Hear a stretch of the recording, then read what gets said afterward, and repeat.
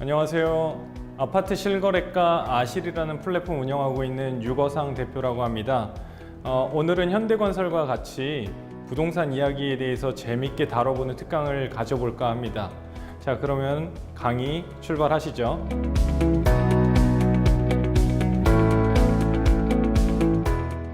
먼저 우리가 좀 가장 먼저 공부를 해야 될 부분이 뭐냐면 부동산도 우리가 흔히 아는 일반적인 상품이랑 다르지 않다는 부분입니다. 살려는 사람은 별로 없는데 매물만 잔뜩 늘어나면은 부동산 가격은 떨어지게 되어 있습니다. 반대로 사려는 사람은 보편적으로 있는데 부동산 매물이 팔려는 매물이 계속해서 줄어든다면 누구나 예상할 수 있듯이 부동산 가격이 오를 수밖에 없는 구조를 가지고 있습니다. 그래서 지금 현재 우리나라 부동산 시장도 사실상 정부의 여러 가지 규제에 의해서 혹은 어떤 경제적인 사정에 의해서 팔려는 매물이 점차적으로 감소하고 있는지 혹은 늘어나고 있는지 여부를 체크함으로써 우리가 살고 있는 지역의 부동산 시장의 가격이 어떻게 변화할 것이라는 것을 우리가 간략하게 좀 예측해 볼 수 있겠습니다.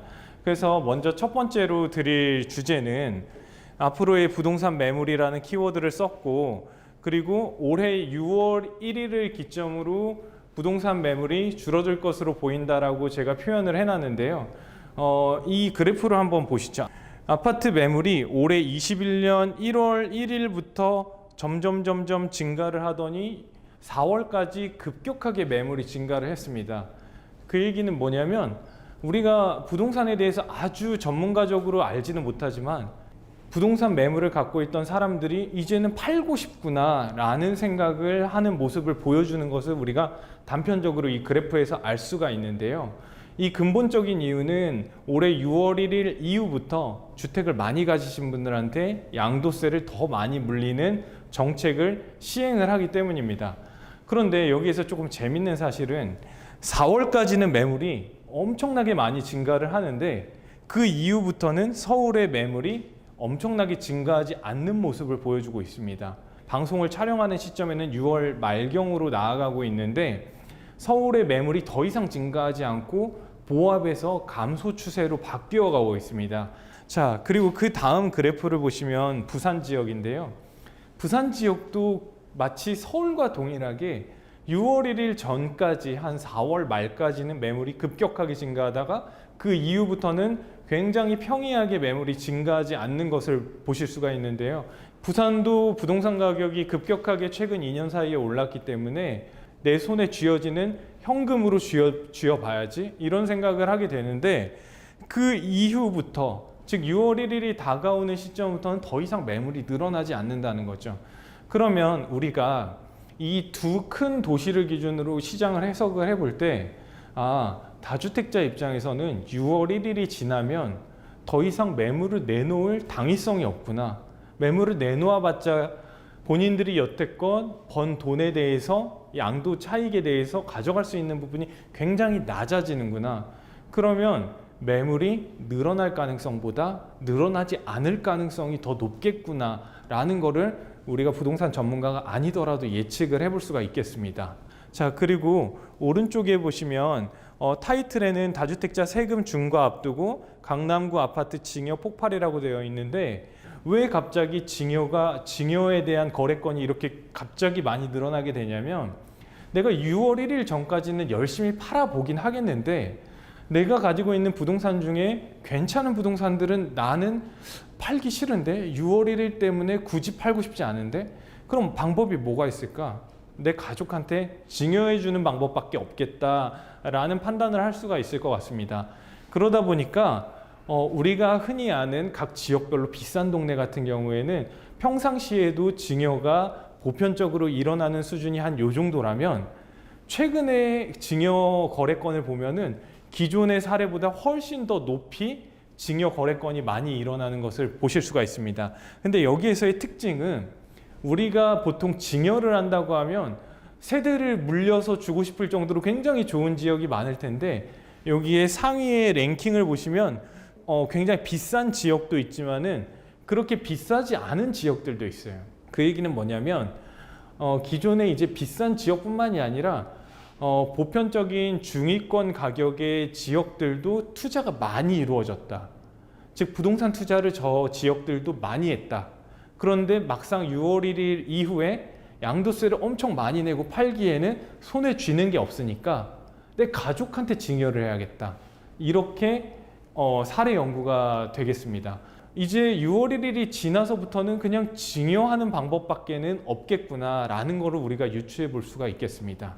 그래서 결국에는 이 한 장의 장표로 우리가 매물을 기준으로 시장을 예측을 해본다면 우리가 가격이 오를지 내릴지는 모르겠으나 매물이 증가할 가능성보단 감소할 가능성이 높겠구나, 이 정도를 우리가 유추를 해볼 수가 있겠습니다. 우리가 앞서서 서울과 부산이라는 굉장히 큰 대도시 지역을 봤는데 6월 1일 전까지는 이 두 동네가 매물이 이렇게 증가를 하고 있는데 이 지역들 인천하고 시흥은 매물이 증가하는 게 아니라 오히려 급격하게 감소를 같은 기간 동안에 했습니다. 제가 해석을 해드리면 인천이랑 시흥이라는 동네는 다주택자들이 팔자가 아니라 이 동네 상대적으로 싼데? 아직 많이 못 올랐는데? 우리 열심히 사자. 6월 1일이고 뭐고 상관없어. 우리 열심히 사가지고 이거 또 투자를 열심히 하자. 이렇게 된 지역들입니다. 결국 돈이 돌고 돌아서 6월 1일 다주택자 양도세 중과랑 상관없이 여긴 너무 싸니까 그것과 상관없이 우리가 사야 돼. 그러다 보니까 계속 매물이 소진이 되는 거죠. 매물이 감소하게 되는 겁니다. 그럼 결론을 내려드리면 이거죠. 양도세 중과는 중과고 계속 돈이 시장에 돌고 있는 상황인데, 그러면은 내가 양도세 중과되는 물건을 증여하든지 혹은 이익 실현하든지 하는데, 그럼 이 이익 실현한 돈으로 내가 다음에 투자할 때 뭐가 있는데, 어떤 걸 해야 되는데, 그렇게 또 돈이 흘러서 또 가격적인 저평가인 동네에 들어가고 있는 거죠. 그 다음 페이지를 한번 보도록 하겠습니다. 이번에는 남양주시와 김포를 한번 가져와 봤어요. 지금 보시면 매물이 2월부터 꾸준히 증가하는 모습을 보여주고 있는 두 동네입니다. 그런데 아까와 같이 서울과 부산과 약간 달라요. 어떤 느낌이 다르냐면 서울과 부산은 늘어나다가 이제 더 이상 팔 수 없어. 그러니까 나는 매물을 더 이상 내놓지 않을래 라고 정체가 되는데, 이 두 지역은 정체됨이 조금 약하고 꾸준히 매물이 증가하는 모습을 더 보여주고 있습니다. 그럼 이 두 지역의 특징은 뭘까요? 이미 앞서서 살펴봤던 인천, 시흥과 같은 과정을 겪었던 동네입니다. 즉 남양주 많이 안 올랐어. 불과 1년, 2년 전에. 혹은 김포 올랐다고 하지만 서울에 비해서 너무 많이 안 올랐어. 우리 김포 투자해야 돼. 그래서 열심히 사람들이 많이 샀던 지역이에요. 불과 1년, 2년 전에. 그러다 보니까 이제 이분들 입장에서는 이 지역 자체에 대한 거주하고 싶은 마음은 없는 거예요. 내 몸은 안 가고 돈만 가고 싶은 거죠. 돈만 열심히 이 지역을 투자하다가 이제 이익 실현을 해야겠죠. 이익 실현을 해야 되는데 다주택자 중과를 더 할게 라고 하는 6월 1일이는 구간이 지나더라도 이 지역은 계속 팔고 싶은 거예요. 왜요? 그동안 쌌던 가격에 사서 이제는 많이 올랐는데 나는 여기를 내 마음속에 거주하고 싶은 지역, 혹은 내가 계속해서 돈이 머물고 싶은 지역이기보다 그냥 단기에 투자해서 단기에 빠지고 싶은 지역 중에 하나다 보니까 돈이 들어갔다가 계속 빠지기 위해서 매물 출현이 계속 되고 있는 모습입니다. 이제는 포기의 감정이 더 드는 시점에 와 있을 정도로 부동산 가격이 많이 올랐는데, 우리는 부동산을 주거로 대하지만 돈이라는 이 돈 자체가 돈의 눈으로 보기에는 이미 거의 다 많은 지역들이 많이 오른 상황입니다. 그러면 결국에는 이 돈들이 보기에 부동산을 취득하는 과정에서 취득세도 좀 쌓아야 되고, 그리고 다른 지역 다 올랐는데 도시 규모는 좀 되는데 안 오르거나 혹은 하락을 보이는 지역, 하락이 장기화된 지역, 이런 지역을 또다시 검토할 수밖에 없는 순환적인 관계에 있다고 보시면 됩니다. 가져온 화면을 보면은 금주의 상승률 순위나 금주의 하락률 순위를 보여주고 있는데요. 금주의 상승률 순위에 보면은 제가 이 화면을 캡처를 했을 때 시흥이라는 지역이 상승을 굉장히 많이 하는 모습을 보여주고 있어요. 그러면 우리의 생각으로는 많이 오르는 지역이니까 시흥, 무조건 시흥이야. 이렇게 생각하기가 쉬운데 이 시흥이라는 곳도 결국에는 앞서서 봤던 김포와 남양주처럼 매물이 늘어날 지역으로 바뀔 수가 있다는 점이죠. 그러면 내가 남들이 오르지 않았을 때 그러면 어느 지역을 관심 있게 봐야 되라고 했을 때 결국에는 꾸준하게 안 오르는 지역인데 도시 규모가 굉장히 큰 지역이 어디일까라는 점을 더 관심 있게 봐야 되는 거죠. 즉 빨갛게 상승하는 지역보다 파랗게 하락을 오랫동안 한 지역이 상대적으로 가격이 계속해서 저평가될 가능성이 높습니다. 그렇다고 해서 하락이 오래됐다고 해서 모든 지역이 부동산적인 관점에서 좋다라고 판단을 하기보다 지금 현재 하락의 모습을 보여주고 있는 지역이 청주라든가 창원이라든가 원주라는 지역이 나와 있어요. 불과 얼마 전까지만 해도 상승하던 지역입니다. 그런데 규제 지역으로 묶이면서 분위기가 반전돼서 계속 하락을 하고 있고 지금 방송을 녹화하고 있는 시점에 다시 또 매물이 감소하면서 사람들이 돈이 들어가고 있는 지역이기도 합니다. 결국 돈이 돌고 돈다는 얘기예요. 어제의 상승 지역이 오늘의 하락 지역이 되기도 하고 오늘의 하락 지역이 내일의 상승 지역이 되기도 한다는 얘기인데 근데 여기서 중요한 기준이 있습니다. 여러분들이 살고 있는 지역이 만약에 오랫동안 하락하고 있는 지역이라면 상대적인 저평가가 돼 있다고 판단되는 시점에 내가 투기의 목적이 아니더라도 실거주로서 고려를 해야 된다는 거예요. 즉 실거주로서 이제 청주 다 망했어. 규제 지역으로 묶였으니까 이제 끝이야. 이제 부동산은 완전 필패야. 이렇게 판단하는 거는 어떻게 보면 극단적인 생각이세요. 즉 상승론이냐 하락론이냐가 중요한 게 아니라 내 집 마련은 어느 시점에 어떻게 할 수 있느냐가 가장 중요한 포인트라고 보시면 좋을 것 같습니다. 그래서 계속적인 상승도 없고 계속적인 하락도 없으니 우리 지역이 끊임없이 하락을 하고 있으면 우리 지역 안에서 내 자본금 범위에서 내가 주거로서 만족할 만한 가장 상단의 아파트 혹은 상단의 주택은 무엇인지 우리가 고민하면서 공부할 필요가 있다. 이렇게 생각하시면 좋을 것 같습니다. 자, 그러면 이런 지역을 어떻게 좀 쉽게 찾을 수 있냐면 제가 만든 아실이라는 플랫폼에 들어가시면은 부동산 시세와 관련된 시세를 측정할 수 있는 메뉴가 있어요. 거기에 들어가시면 이렇게 지도 메뉴가 있는데 최근에 부동산이 상승한 지역과 하락한 지역을 색깔로 표시를 해줘요. 많이 상승한 지역은 아주 빨강색, 많이 하락한 지역은 아주 파랑색인데 전국에 많이 하락한 지역이 지금 별로 없습니다. 그러면은 어떤 기준을 놓고 보시면 좋냐면은 덜 상승한 지역이 과연 어디인가 이 기간 동안에 그 기준을 놓고 보시면 좀 좋을 것 같은데요.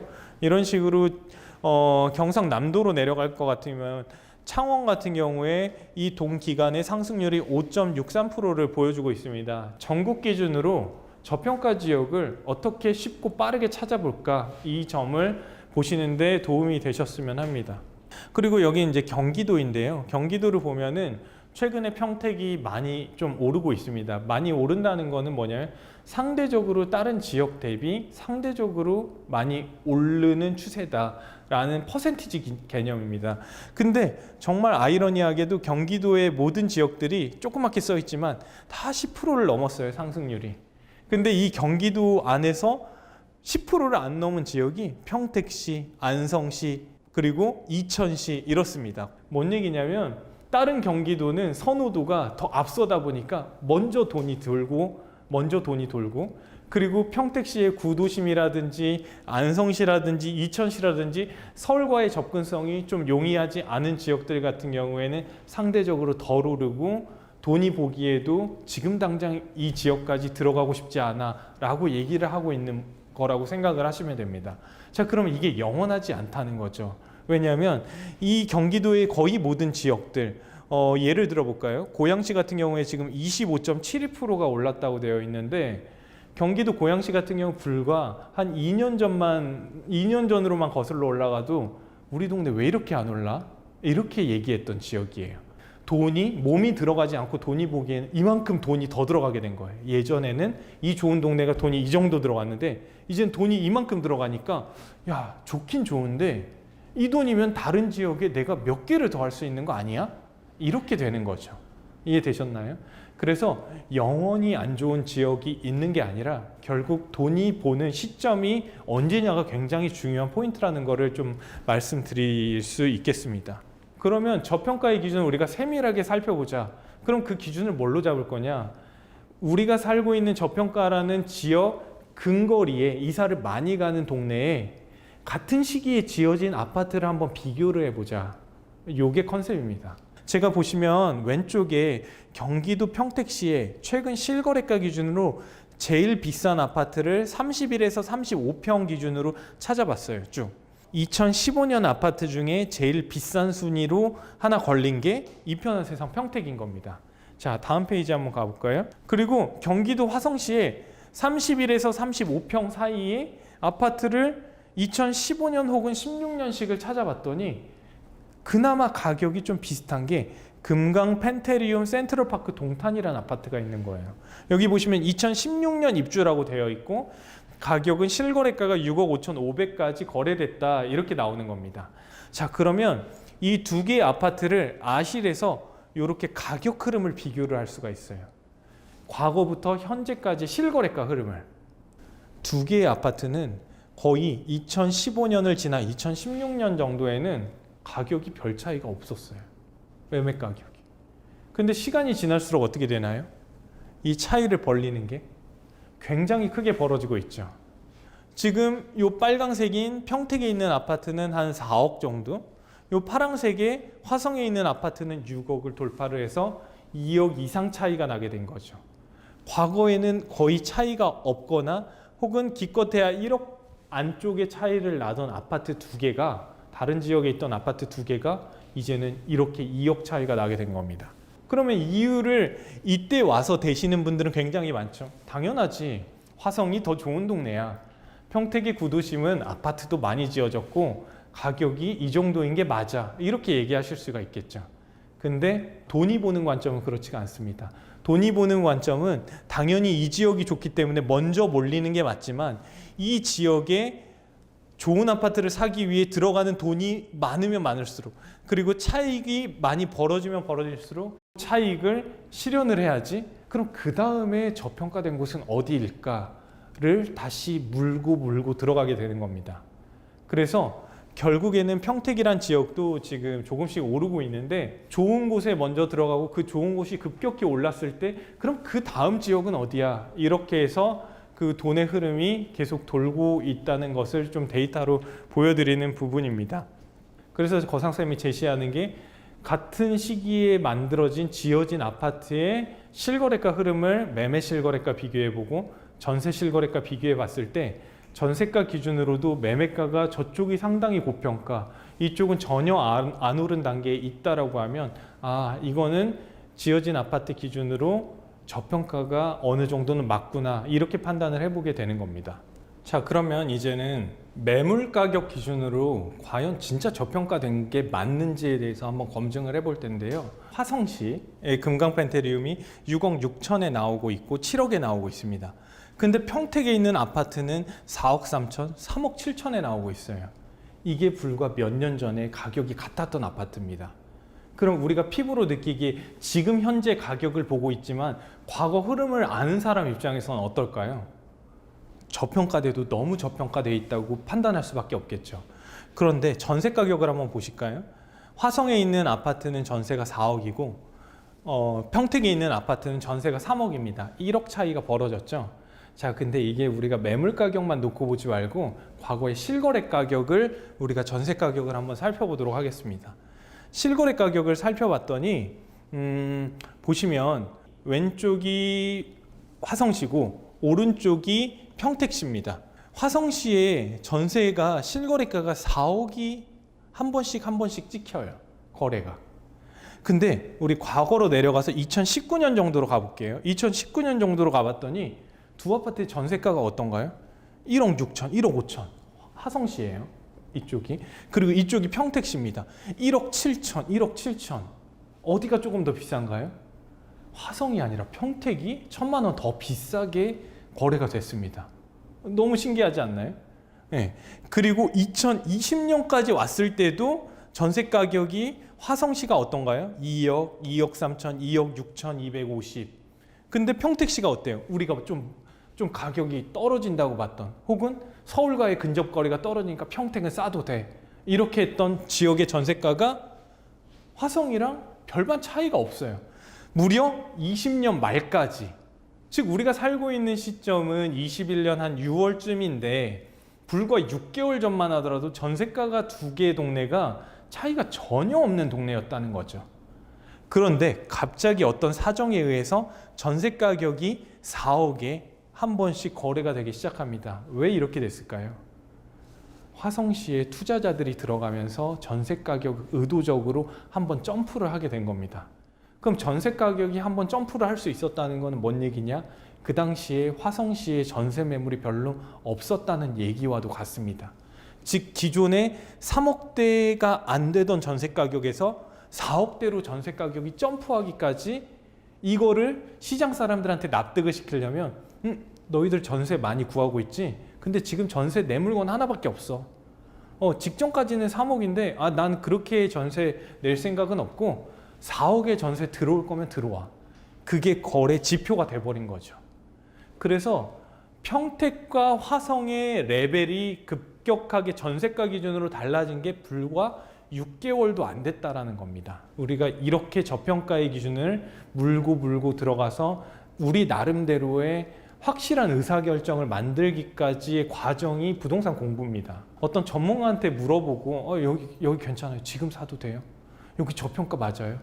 이거는 여러분들한테 아무 득이 안 돼요. 결국에는 내가 사는 집에 대한, 내가 과연 투기가 아니라 주거로서 지금 집을 산다고 하면 이 정도 가격이면 과연 내가 싸게 잘 사는 걸까? 라는 기준을 잡으시려면 끊임없이 비교를 해야 됩니다. 제가 많은 분들한테 부동산은 비교의 학문이라고 하는데, 그 비교하는 간략한 해부도를 여러분들이 지금 보시고 계시는 겁니다. 그보다 낮은 레벨의 아파트 단지와 가격이 점점 붙으려고 할 때는 좋은 거를 사셔야 돼요. 상대적으로 이 예산이면 더 좋은 분양권을 내가 프리미엄 주고 살 수 없을까를 봐야 되는데, 옛날에 지어진 아파트를 하나 찾아보는 거예요. 분양권을 보는 게 아니에요. 분양권 근처에 지어진 아파트를 보는 거예요. 이해되세요?